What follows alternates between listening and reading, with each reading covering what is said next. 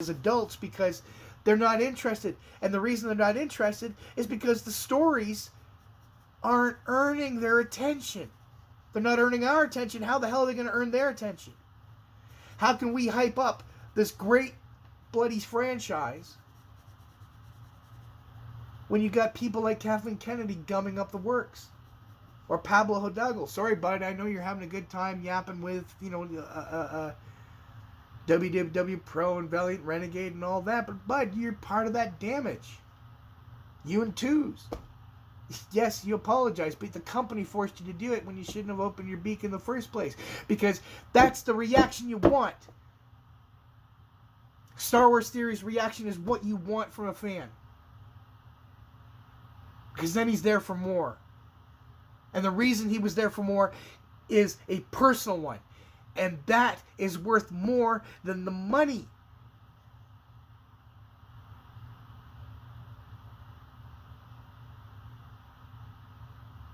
Okay, so Andor is the show you make when you can afford to make it. Not when, not when your company can't, because you haven't gotten the original recipe right, and only one team has proven they can. Bad Batch is struggling along, but it's getting there. The tweak is obvious, so we're going to move on to Bad Batch now. I watched the first 2 episodes. After this, I'm going to go and watch the third that dropped this week, but I haven't gotten yet, and that's part of the apathy, which I'll be touching on. Now, because of the apathy, some of the specific details of the episode have dropped off, but a couple of moments kind of stuck. Omega wasn't insufferable. Not that she was the entire time in season 1, but it was too much. It was too Disney. And that's what Star Wars can't be. It can't be Disney. And we all know what Disney means. Because that formula has been flogged to death in front of us for some time now. And we all predicted it when the sale happened anyway. We crossed our fingers and hoped it wouldn't, but there it is. Boom. There it is. So she's not as bad, and we're getting to see more out of the other characters in the batch, which is good. Couple of moments, like an Imperial taking out a clone. Clone Stormtrooper. Yeah, that was pretty nasty. But it was upping the level of the drama and the seriousness within scale for a show that's primarily aimed at kids. That's within realm of what is acceptable to present them. So I appreciated that. That's putting a little more thought into it. And I was glad to see that.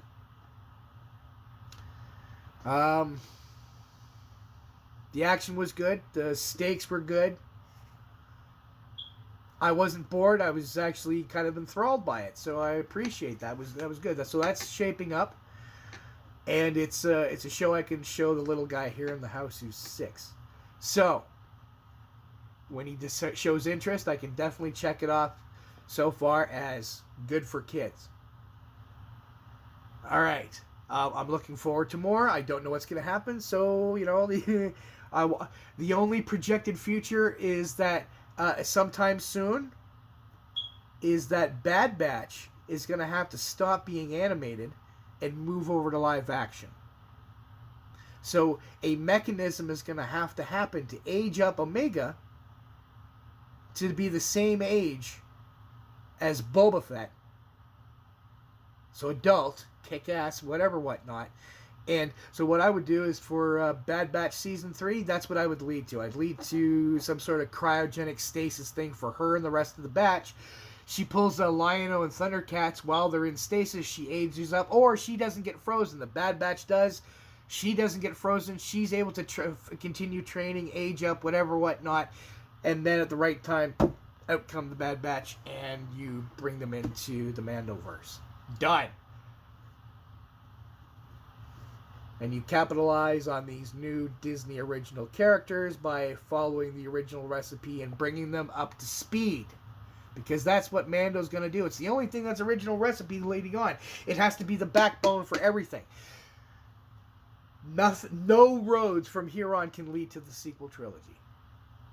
Ever. It must be bypassed, buried, put down the memory hole, and forgotten. and only brought out and used as a reference as what not to do. This is what happens when you deviate wholly from canon as well as sensible filmmaking. Sensible, basic storytelling. Reading the crowd, understanding your audience, and finding out what the expectations are and trying your best to meet them. All right. So Bad Batch is good so far. It's worth the time. If you're like, say, Nick at Echo Base and despise Omega, the rest of it's worth a shot. You can kind of tune Omega out. She's still kind of getting herself into a little bit of trouble, needs a little help getting out of, but it's not, there's no sign of any OP Mary Sue. She's actually learning, she's advancing, but she's, doing what you would expect a kid of her age to do, which is perfectly fine. And so it's not annoying.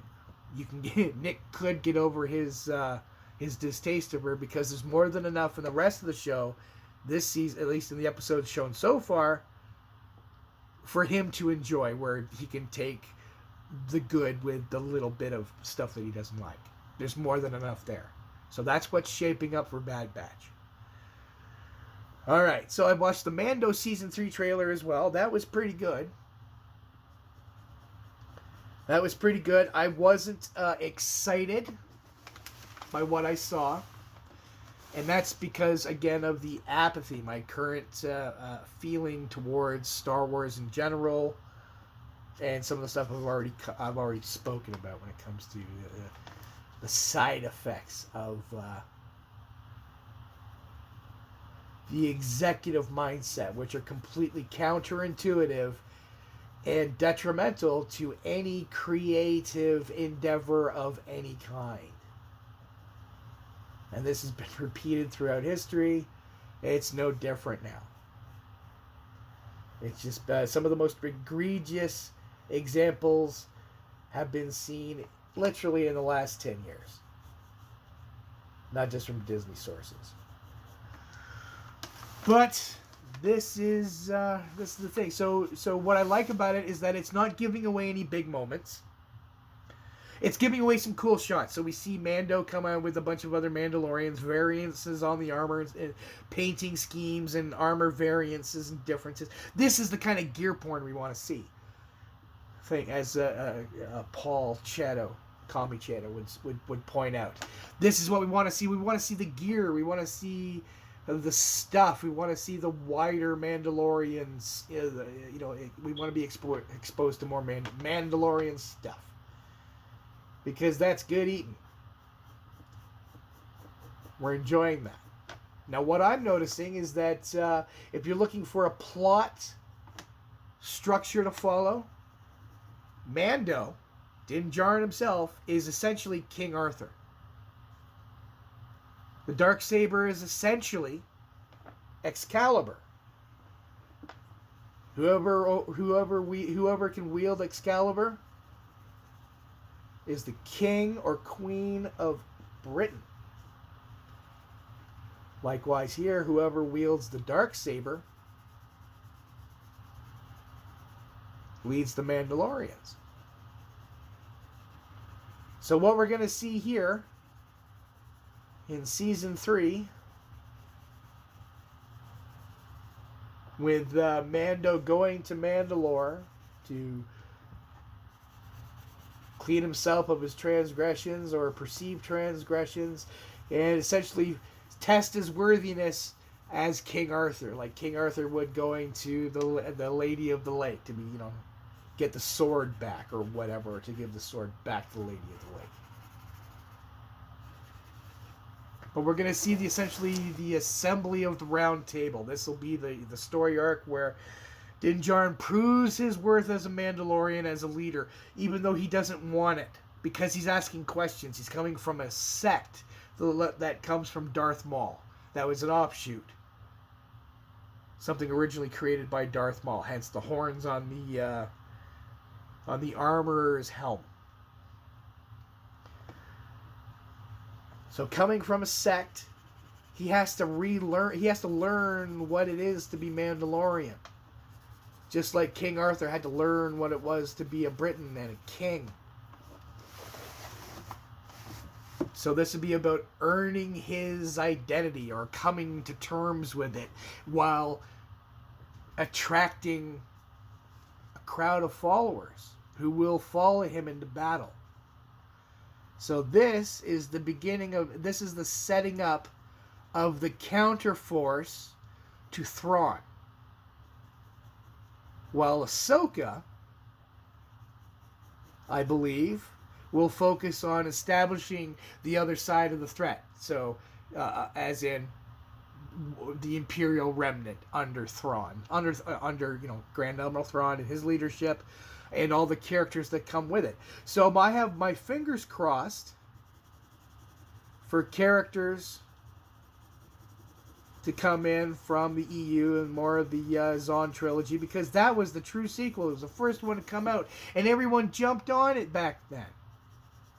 And anybody who's never read those books, read those books. If you've seen the sequel trilogy, the Disney sequels, and were dissatisfied, and that's a kind way of putting it,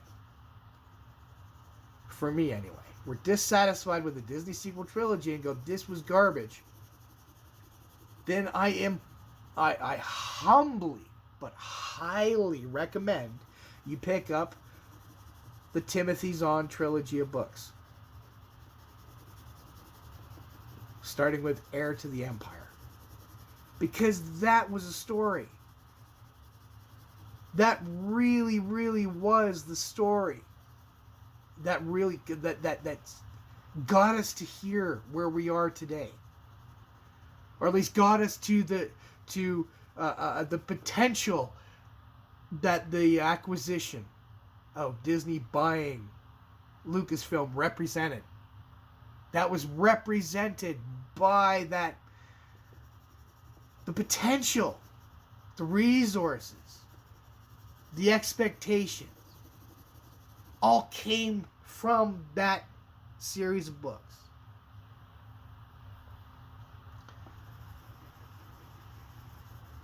Without those, we would not be here. We would not be lamenting the lost potential, missed opportunities, the stuff we thought we would be taking for granted, that we took for granted as givens. That should be basic inclusions in the DST that weren't there. They're in the Zahn books. Timothy Zahn understood the recipe of what it took to write a Star Wars story with those characters, with Han, Luke, Leia, Lando, Chewie, R2, 3PO, and everyone else. He introduced new ones too. Talon Card, Winter.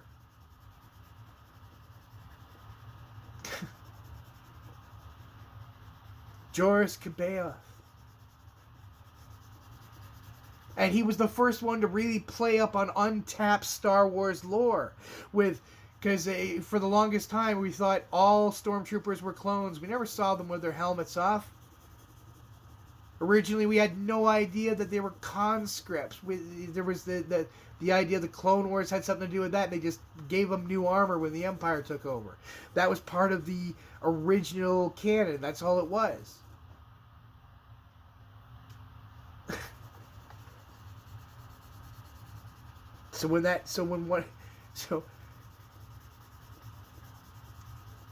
So Zahn took that. He came up with the Mount Tantus or something like that.